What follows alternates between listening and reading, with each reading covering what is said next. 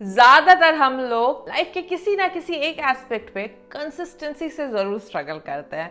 तो आज आपके सामने लेके आई हूँ 5 सीक्रेट जो आपको बनाएगा कंसिस्टेंटली कंसिस्टेंट। वेलकम, मैं रेवती और सोल स्कूल में आपका स्वागत है। यहाँ मैं law of attraction, assumption, motivation, spirituality के माध्यम से आपको बताती हूँ कि आप अपनी लाइफ को बेटर कैसे बना सकते हैं। तो सब्सक्राइब कीजिए ताकि मेरे नए वीडियो के नोटिफिकेशंस आपको मिलती रहे, और ये वीडियो पसंद आए तो लाइक का बटन जरूर दबाइएगा।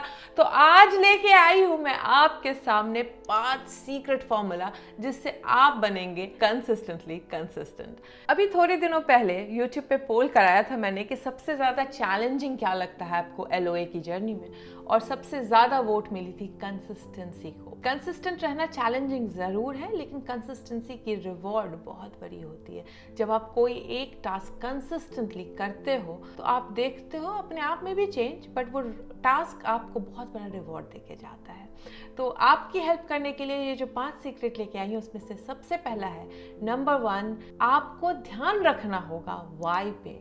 अगर आप कोई भी एक टास्क शुरू कर रहे हो जिसके पीछे का वाई आपको पता है कि क्यों कर रहे हो, वाई मतलब क्यों करना है आपको, अगर ये पता है और आप कंसिस्टेंटली वाई पे ध्यान दे रहे हो कि क्यों चाहिए आपको, तो आप देखोगे आप में मोटिवेशन होगी उस टास्क को हर दिन रिपीट करने की।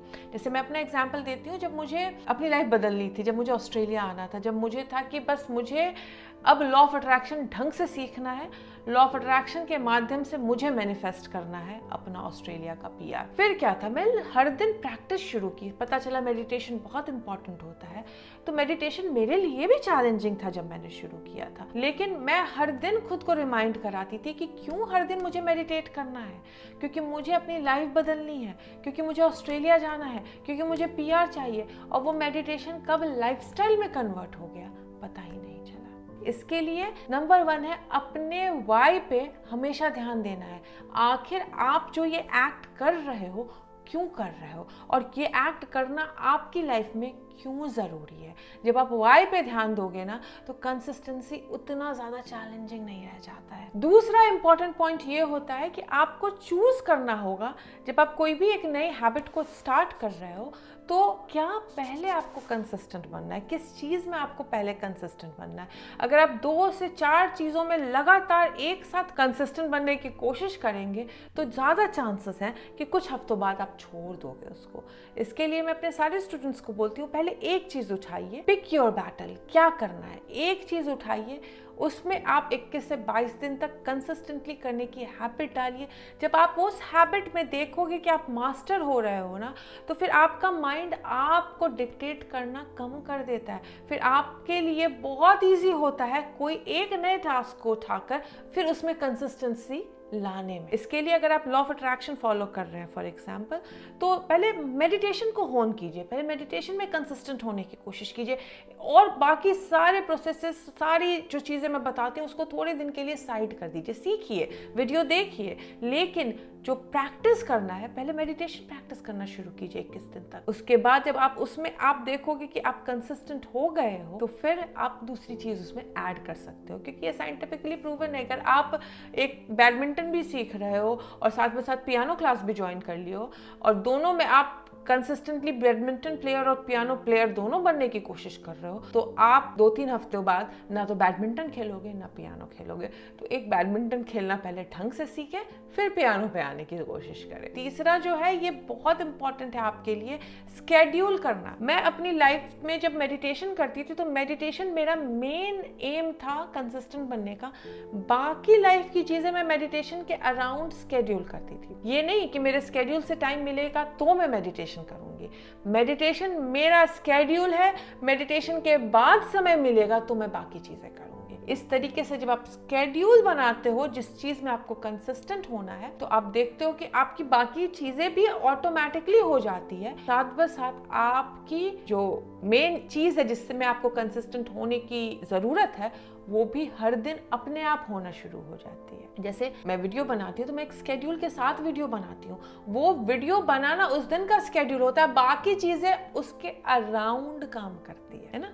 जैसे मेडिटेशन है, तो मेडिटेशन करना इज इम्पॉर्टेंट, उसके बाद जो समय मिलता है उसके बाद मैं कुछ और करती हूँ। ठीक वैसे ही अगर आप पढ़ाई कर रहे हैं या कोई लाइफस्टाइल चेंज लाना चाहते हैं, तो उस चीज को पहले हीरो बनाइए, उसके अकॉर्डिंग अपना स्केड्यूल बनाइए, उसको फोकस करके अपनी लाइफस्टाइल डिजाइन कीजिए। ज्यादा दिन नहीं करनी होती है ये सारी चीजें, आप 1 से 2 महीने में मालिक बन जाओगे। अगर ये 5 सीक्रेट को अपनाकर 1 से 2 महीने तक काम करोगे, उसके बाद आपका दिमाग आपका मालिक नहीं रहता, फिर आप अपने दिमाग के मालिक बन जाते हो। अभी जो नेक्स्ट पॉइंट बताने वाली हूँ वो है इग्नोर योर फीलिंग। शायद मैं ये पहली बार आप लोगों के सामने बोल रही हूँ कि अपनी ही फीलिंग को इग्नोर कर दो, लेकिन इस कॉन्टेक्स्ट में ये ज़रूरी है अपनी फीलिंग को इग्नोर करना, क्योंकि जब आप कंसिस्टेंटली किसी हैबिट को अपनाते हो तो दिमाग बोलेगा अरे मत करो, अरे बोर हो रहे हो, आज छोड़ दो कल कर लेना, अरे आज बहुत थके हो, आज नहीं हो सकेगा। पूरे दिनों तक उसको इग्नोर करना सीखना होगा आपको। जब वो बोले थके हो तो भी करो, जब वो बोले नहीं हो सकता है तो भी करो, जब वो बोले आज कर छोड़ दो कल कर लेना तो भी आज करो। जब आप थोड़े दिन तक अपने फीलिंग को इग्नोर करने लगोगे उस हैबिट को क्रिएट करने में, तो सबसे इंपॉर्टेंट चीज पता है क्या होती है? आपकी पर्सनालिटी में चेंज होने लगेगा। आप फिर बहुत रिलायबल इंसान बनने लगोगे, फिर लोग आपको एक रिस्पॉन्सिबल इंसान समझने लगेगा और आप खुद के बारे में भी अच्छा सोचोगे, बिकॉज आपने जो खुद से प्रॉमिस किया है वो प्रॉमिस आप एक्चुअली पूरा कर रहे हो। क्योंकि जब खुद से की भी प्रॉमिस टूटती है तो सबसे बुरा खुद को लगता है। तो इम्पॉर्टेंट है उस वक्त 21-22 दिन या महीने भर अपनी उस अंदर जो दिमाग का चैटर है जो आपको बोलता है कि आपसे नहीं होगा, आज छोड़ दो, आज आलस आ रहा है, आज नींद हो रही है, नहीं हो रहा है कोई रिजल्ट, ये सारे चैटर को इग्नोर करके स्टिल डू इट। दिमाग बोल रहा है नहीं हो सकता है, फिर भी करो। दिमाग बोल रहा है इससे कोई फायदा नहीं है, फिर भी करो। दिमाग बोल रहा है इसमें कुछ भी नहीं रखा है, फिर भी करो। और देखो वो बहुत बड़ा फायदा, वो बहुत बड़ा एडवांटेज आपको दे के जाएगा। याद रख लीजिए, सक्सेस जो है वो कोई एक एक्ट ओकेजनली करने से नहीं मिलती है। सक्सेस आपको कंसिस्टेंटली वो हर एक एक्ट को रिपीट करने से मिलती है। और लास्ट और सबसे इंपॉर्टेंट पॉइंट है, कैच कीजिए उस ट्रेन को दोबारा।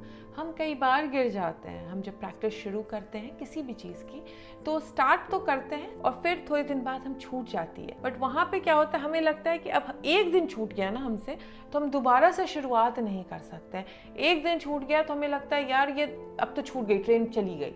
मैं कहती ये जो ट्रेन है ना ये कहीं दूर तक नहीं जाती, आपको बस दौड़ के उसको वापस पकड़ना होता है।